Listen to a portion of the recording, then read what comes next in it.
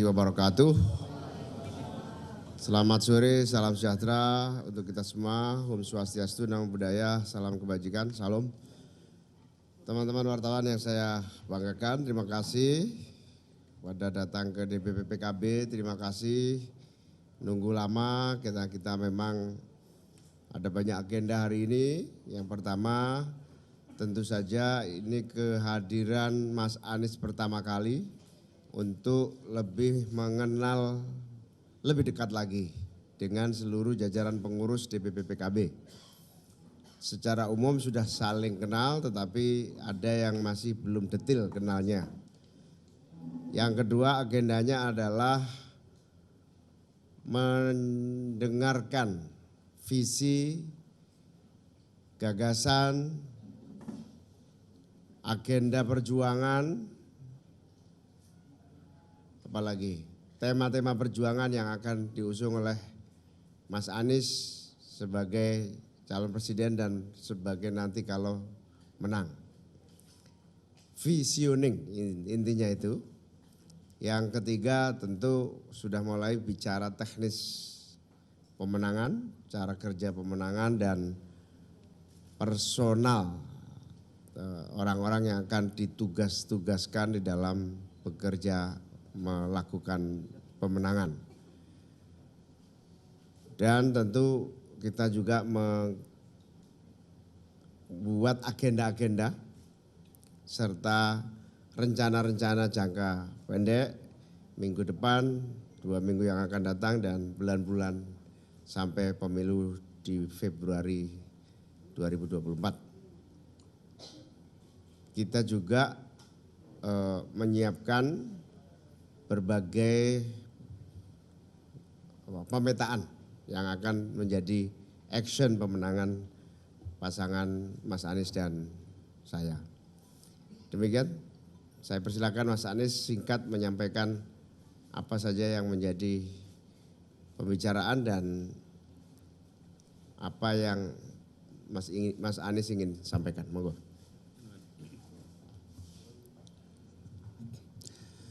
Terima kasih. Assalamualaikum warahmatullahi wabarakatuh. Selamat sore, salam sejahtera untuk semuanya.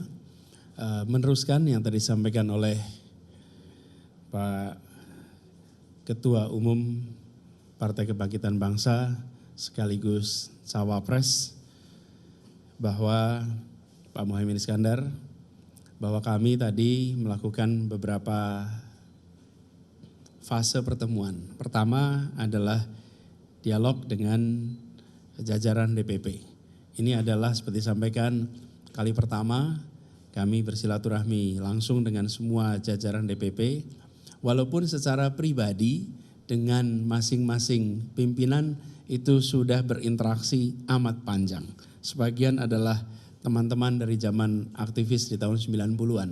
Jadi ini adalah pertemuan di dalam konteks institusi pertama, tetapi secara personal sudah panjang. Dan yang kedua, tadi di dalam pertemuan itu juga kami sampaikan bahwa PKB adalah sebuah partai yang memiliki amanat dari masyarakat, dari rakyat pemilihnya. Dan kali ini menuju pemilu, menuju pilpres, saya diberikan kepercayaan untuk mengemban sebagian dari amanat itu menjadi calon presiden yang diusung oleh PKB. Kami sampaikan terima kasih atas amanat yang dititipkan. Insya Allah amanat ini akan diemban dengan sebaik-baiknya. Dan insya Allah dengan bekerja bersama kita berdua, insya Allah kita akan bisa menjadi sebuah kerjasama untuk kebaikan bagi bangsa dan negara. Jadi kedua, apresiasi dari kami dan terima kasih atas amanatnya. Lalu sesudah itu kita ada sesi pendalaman, visioning tadi, menyamakan visi, menyamakan yang menjadi pandangan kita ke depan. Karena visi itu adalah pandangan dan kita ingin pandangan kita sama, agenda-agenda besar yang hendak kita lakukan, kita ingin Indonesia yang kemajuannya dirasakan oleh semua. Kita ingin ada kesetaraan kesempatan. Kita ingin agar keluarga-keluarga di Indonesia dimanapun mereka berada punya kesetaraan kesempatan untuk dapat pendidikan yang baik, untuk dapat pelayanan kesehatan yang baik, untuk bisa mendapatkan kebutuhan pokok yang murah, yang terjangkau, dan juga untuk bisa mendapatkan lapangan pekerjaan yang baik. Kesetaraan ini yang menjadi visi kita. Dalam bahasa sederhananya, kita ingin agar perintah konstitusi yang ada di dalam pembukaan Undang-Undang Dasar 1945, kalimat terakhir itu terlaksana, yaitu menghadirkan keadilan sosial bagi seluruh rakyat Indonesia. Jadi ini bukan cita-cita pribadi, ini bukan agenda pribadi, ini adalah turunan dan terjemahan dari komitmen bernegara yang dibuat ketika Republik ini berdiri. Ada pada pembukaan Undang-Undang Dasar 1945. Tadi kita melakukan diskusi yang intensif dan saya bersyukur sekali bahwa dalam ruangan ini ketika kita berdiskusi ketemu dengan pimpinan-pimpinan dari PKB yang sangat menguasai teknokrasi, sangat menguasai kebijakan-kebijakan. Yang bicara berbagai sektor, tadi masing-masing menyampaikan apa-apa saja PR-PR utama. Jadi percakapan tentang kebijakan itu mendominasi obrolan kita tadi. Jadi visioningnya mencerminkan bahwa kita memang bekerja bersama untuk perubahan yang diwujudkan dalam kebijakan. Bukan sekedar berbicara tentang bagaimana memenangkan, tapi bagaimana membawa misi. Misi itulah yang kita emban. Kita ingin menghadirkan keadilan, untuk bisa melakukan itu harus ada kebijakan. Untuk bisa melakukan kebijakan harus ada kewenangan. Untuk bisa kewenangan melalui proses demokrasi lewat pemilu dan pilpres.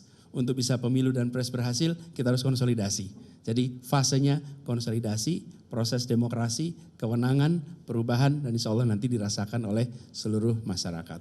Jadi itu yang tadi menjadi pembahasan. Insya Allah ini menjadi sebuah pertemuan yang produktif untuk kita berjalan bersama ke depan. Jadi saya merasa bersyukur atas kesempatan untuk bertukar pikiran, untuk saling menyamakan pandangan dan insya Allah kita sevisi dan kita selangkah untuk lebih maju ke depan. Itu barangkali Gus yang bisa saya sampaikan sebagai tambahan. Terima kasih.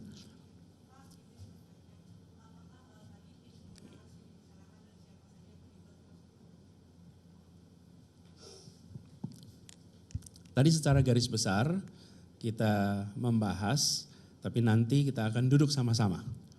Jadi pembahasannya adalah bersama-sama seluruh anggota partai koalisi, baik PKB, PKS, Nasdem, nanti duduk sama-sama untuk kemudian menyusun tim pemenangan dan terutama juga personalianya. Ya, nanti kabarin sebentar. Ya.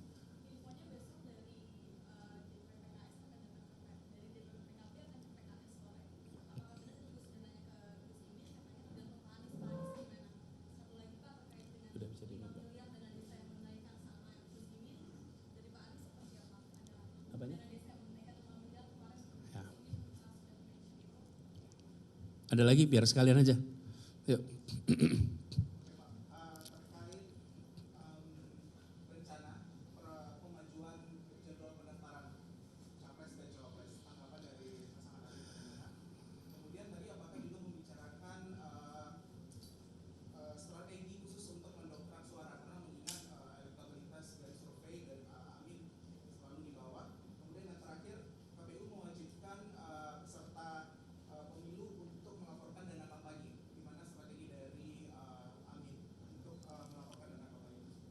Ya.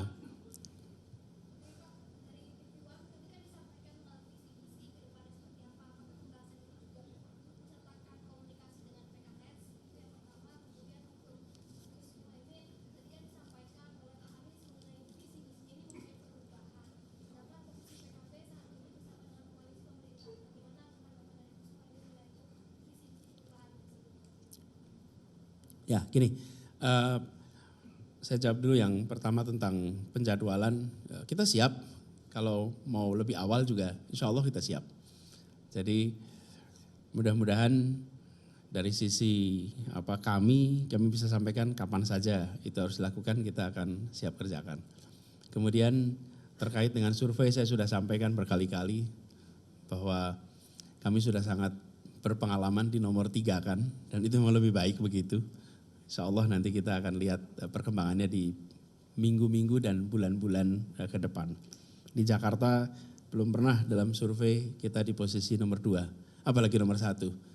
Tapi ketika hasil pilkada keluar, kita sudah tahu hasilnya seperti apa. Kemudian soal, apa lagi tadi? Oh ya, rencana besok insya Allah akan silaturahmi bersama-sama ke DPP PKS bersama tim PKB. Jadi Gus Muhaimin bersama jajaran besok siang akan ke PKS dan kemudian bersilaturahmi bersama di sana. Kemudian apalagi yang tadi tanya?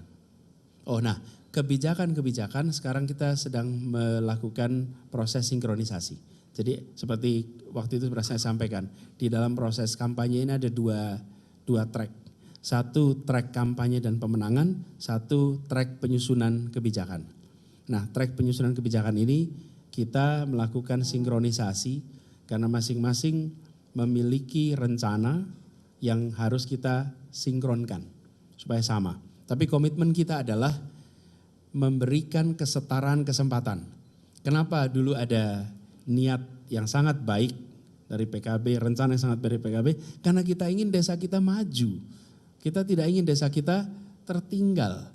Dan kita ingin ada kesempatan yang setara agar kue APBN itu, anggaran yang besar itu dirasakan oleh lebih banyak lagi unsur bangsa Indonesia. Jadi prinsipnya adalah sama, tinggal nanti pengaturannya kita bahas sama-sama. Ya. Saya rasa cukup ya. Oh, Anda apa tadi? Oh begini, yang terkait perubahan, kita berbicara tentang 2024 ke depan. 24 ke depan. Jadi kita merencanakan untuk memasukkan sebanyak mungkin unsur keadilan di dalam penyusunan kebijakan. Sehingga kemajuan yang sekarang sudah dilakukan bisa diteruskan dengan memasukkan unsur keadilan. Dan kemajuan yang terjadi di bangsa ini tidak dimulai 2 tahun lalu, 7 tahun lalu, tapi dimulai sejak Indonesia merdeka. Berganti silih datang pemimpin dan masing-masing era melanjutkan, menambah, mengubah. Jadi ini adalah satu rangkaian, bukan sekedar kita berbicara tentang 1-2 tahun, tapi rangkaian 78 tahun perjalanan bangsa kita. Gitu ya. Ada tambahan? Ya.